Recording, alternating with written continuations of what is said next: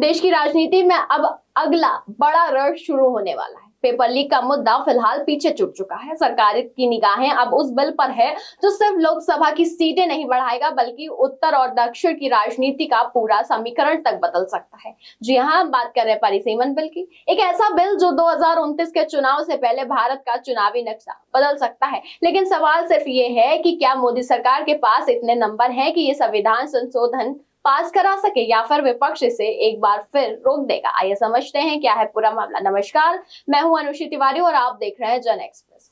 Paper leak पर सियासी घमासान के बाद सरकार अब अपने सबसे बड़े राजनीतिक एजेंडे की ओर बढ़ चुकी है। जी हाँ, हम बात कर रहे हैं परिसीमन बिल। ये वही बिल है जो लोकसभा की मौजूदा 543 सीटों की संख्या बढ़ाने का प्रस्ताव रखता है और महिला आरक्षण लागू करने का भी रास्ता खोल सकता है। लेकिन संविधान संशोधन आसान नहीं होता। लोकसभा की प्रभावित सदस्य संख्या 540 है। ऐसे में 2/3 बहुमत यानी कि कम से कम 360 सांसदों का समर्थन जरूर होगा।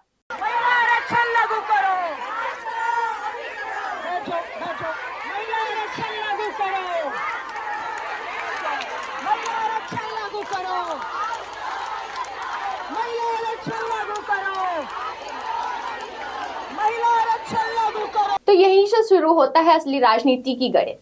आपको बता दें कि अप्रैल 2026 में जब पहली बार ये बिल आया तब एनडीए के पास केवल 298 सांसद थे और विपक्ष के एकजुटता के कारण बिल आगे नहीं बढ़ सका। लेकिन अब तस्वीर बदल चुकी है। अब टीएमसी के 20 सांसद एनडीए के साथ आ चुके हैं। शिवसेना यूबीटी के 6 सांसद शिंदे गुट के में शामिल हो चुके हैं और राजनीतिक समीकरण बदलने के बाद एनडीए का आंकड़ा अब 329 सांसदों तक पहुंच गया है। फिर भी 360 की जादुई आंकड़े पर सरकार अभी भी 31 सांसद से दूर है। अब सवाल यह है कि 31 सांसद कहां से आएंगे। सूत्रों के मुताबिक सरकार कई लोगों को लगातार बातचीत कर रही है, जैसे कि DMK, Samajwadi party, NCP, Sharad Pawar गुट, बीजेडी, वाईएसआर कांग्रेस और शिवसेना यूबीटी के बचे हुए सांसद। यानी हर वोट की कीमत अब पहले से कहीं ज्यादा बढ़ गई है। लेकिन इस पूरे मामले में सबसे बड़ा विरोध दक्षिण भारत से सामने आया है, जहां तमिलनाडु, केरल, कर्नाटक, आंध्र प्रदेश और तेलंगाना जैसे इन राज्यों का कहना है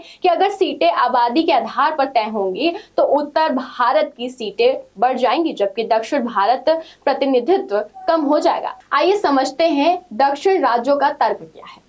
हमने जनसंख्या निरंतर का फैसला पाई तो उसकी सजा हमें क्यों मिले, और यही वजह है कि कई क्षेत्रीय दल इस बिल का विरोध कर रहे हैं। उधर विपक्ष भी पूरी तैयारी में है। कांग्रेस पहले से ही साफ कर चुका है कि वे परिसीमन बिल का विरोध करेगी। संविधान विशेषज्ञों का कहना है कि सरकार तब तक ऐसा बिल सदन में नहीं लाएगी जब तक उसे बहुमत का पूरा भरोसा ना हो, यानी अगले कुछ दिन में बेहद अहम होने वाले हैं। वहीं राजनीतिक जानकारी इस पूरे घटनाक्रम के 3 संभावित रास्ते बता रहा है। पहला, सरकार फिलहाल बिल पेश ना करे और सही समय का इंतजार करे। दूसरा, बिल पेश हो लेकिन बहुमत के अभाव के पास ना जाए। तीसरा है, सरकार जरूरी समर्थन जुटा ले और संविधान संशोधन के साथ देश की चुनावी नक्शा बदल जाए। अगर ऐसा हुआ तो 2029 का लोकसभा चुनाव नई सीटें, नए समीकरण और नए राजनीतिक संतुलन के साथ लड़ा जाएगा। दरअसल भारत में लोकसभा सीटों का अंतिम बड़ा परिसीमन